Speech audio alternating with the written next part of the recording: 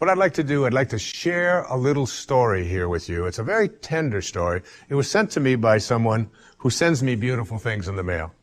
And I call it the Teddy story. And I'd like to read this to you, if I can do it without tearing up. And this story illustrates this as well as anything I've ever seen. There's a story many years ago of an elementary school teacher. Her name was Mrs. Thompson. As she stood in front of her 5th grade class on the very first day of school, she told the children a lie.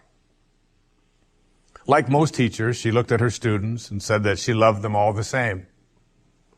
But that was impossible because there in the front row, slumped in his seat, was a little boy named Teddy Stoddard.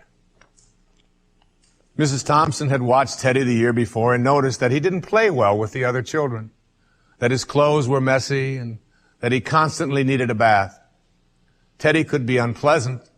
It got to the point where Mrs. Thompson would actually take delight in marking his papers with a broad red pen and making bold X's and then putting a big F at the top of his papers.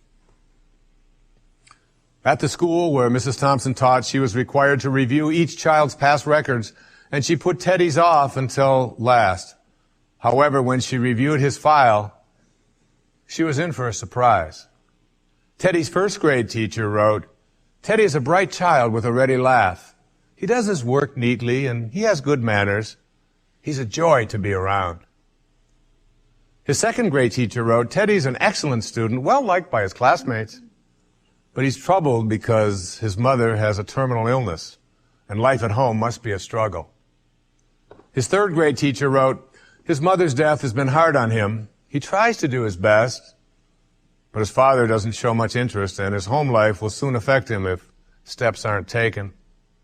Teddy's 4th grade teacher wrote, "Teddy's withdrawn and doesn't show up much interest in school. He doesn't have many friends, and sometimes he even sleeps in class." By now, Mrs. Thompson realized the problem, and she was ashamed of herself. She felt even worse when her students brought her Christmas presents wrapped in beautiful ribbons and bright paper, except for Teddy's. His present was clumsily wrapped in heavy brown paper that he got from the grocery bag. Mrs. Thompson took pains to open it in the middle of the other presents. Some of the children started to laugh when she found a rhinestone bracelet with some of the stones missing and a bottle that was 1/4 full of perfume.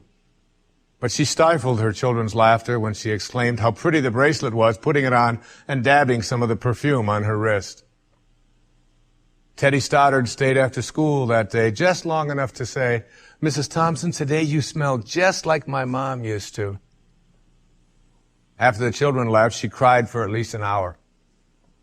On the very day, she quit teaching reading, writing, and arithmetic, and instead, she began to teach children. Mrs. Thompson paid particular attention to Teddy. As she worked with him and his mind seemed to come alive, the more she encouraged him, the faster he responded. By the end of the year, Teddy had become one of the smartest children in the class, and despite her lie, became one of her teacher's pets. A year later, she found a note under the door from Teddy, telling her that she was still the best teacher he ever had in his whole life. 6 years went by before she got another note from Teddy. He then wrote that he had finished high school 3rd in his class, and she was still the best teacher he ever had in his whole life.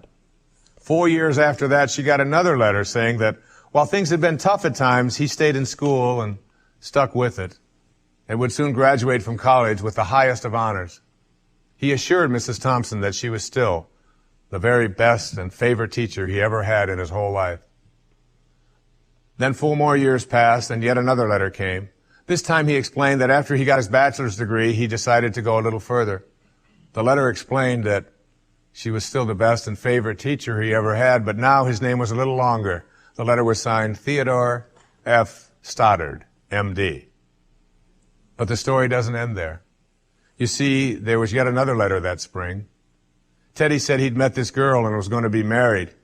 He explained that his father had died a couple of years ago, and he was wondering if Mrs. Thompson might agree to sit in the place at the wedding that was usually reserved for the mother of the groom. Of course, Mrs. Thompson did, and guess what? She wore that bracelet, the one with the several rhinestones missing. And she made sure she was wearing the perfume that Teddy remembered his mother wearing on their last Christmas together. They hugged each other, and Dr. Stoddard whispered in Mrs. Thompson's ear, "Thank you so much for making me feel important and showing me that I could make a difference." Mrs. Thompson came with tears in her eyes and whispered back, "Teddy, you have it all wrong. You were the one who taught me that I could make a difference. I didn't know how to teach until I met you." Isn't that a beautiful story? Yeah.